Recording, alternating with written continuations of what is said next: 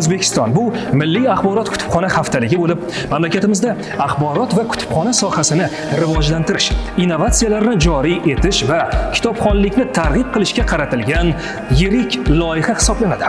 Ushbu loyiha joriy yilning 10-14 noyabr kunlari O'zbekiston Milliy kutubxonasida an'anaviy tarzda 14-marotaba o'tkaziladi va Infoliq O'zbekiston haftaligi doirasida 5-yosh kutubxonachilar forumi ham bo'lib o'tadi.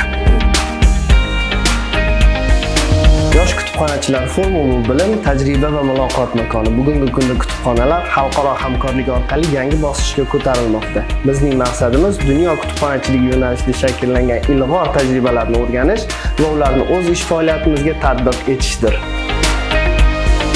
Kutubxonamiz fondidagi har bir kitob kitobxonlar uchun yangi imkoniyatdir. Biz yoshlar forumida aynan shu imkoniyatlarni yanada rivojlantirish, kitobxonlik madaniyatini yuksak cho'qqiga olib chiqish borasida o'zaro fikrlar almashib boramiz. Kutubxona fondini boyitish bilimga yo'l ochish demakdir. Infoliq 2025 bizga zamonaviy axborot manbalarini tanlash va foydalanuvchilarga yetkazishning innovatsion yondashuvlarini taqdim etadi.